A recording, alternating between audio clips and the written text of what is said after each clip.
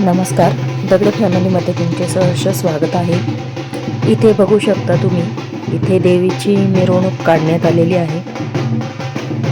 इथे देवीला आपल्या डोक्यावर घेऊन मिरवायचे असते, तिच्या नावाचा जागर व्हायचा असतो, त्यासाठी ही मिरवणूक असते।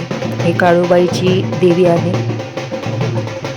ज्याच्या घरात ह्या अशा मूर्त्या असतात त्यांना देवीच्या दरबारात जाऊन, देवीच्या ठिकाणी जाऊन त्यांना दर्शन घडवून आणायचे असते व आपल्या घरी असा कार्यक्रम करण्यात येतो व असं जागरण गोंधळ टाईप हा प्रकार आहे। तर जागरण गोंधळ टाईप आपल्याला त्याचं देवीचा जागर करायचा असतो। हा पौष महिन्याच्या पौर्णिमेपासून चालू होतो ते माघ महिन्यापर्यंत हे सगळे चालू असते। तर अशा प्रकारे बघा तुम्ही कसे हे मिरवण्यात येते, दिवटी घेऊन नाचण्यात येते। दिवट्या घेऊन सगळ्यांनी आपल्या घरातल्यांनी नाचायचे।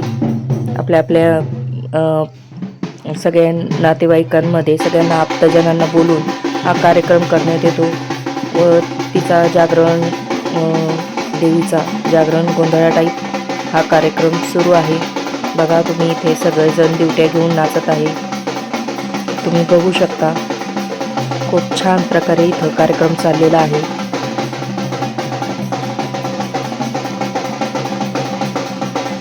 आणि यात आपल्या देवीचं परडी घेऊन पण नाचावी लागते। बघा किती छान प्रकारे चाललेला आहे हा हे।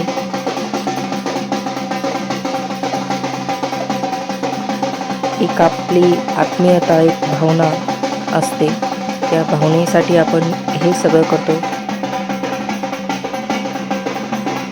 की देवीचे आपल्यावर आशीर्वाद असू द्यावे। देवी आपल्याकडून काही देवीचं करण्यात काही चूक होऊ नये म्हणून अशा प्रकारे आपण या सगळ्या गोष्टी करतो की जेणेकरून आपली पुढची पिढी तिला काही त्रास होऊ नये, आपल्या जीवनात काही अडथळे येऊ नये म्हणून आपण देवीला प्रार्थना करत असतो की सदैव आमच्या डोक्यावर तुझा हात असू दे। त्याच्यासाठी हे असे कार्यक्रम करण्यात येतात। खूप छान प्रकारे इथे नाच चाललेला आहे यांचा।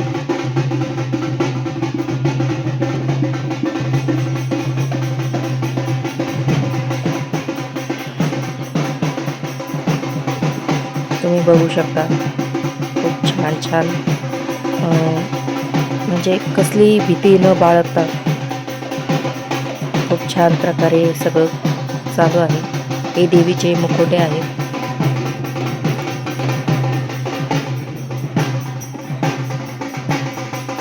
देवी आपल्या डोक्यावर घेऊन नाचायची। देवीला आदरपूर्वक सन्मानाने आपल्या मूर्तीला आपल्या घरात जाऊन वाजत गाजत जाऊन घेऊन जाणे हीच। धन्यवाद।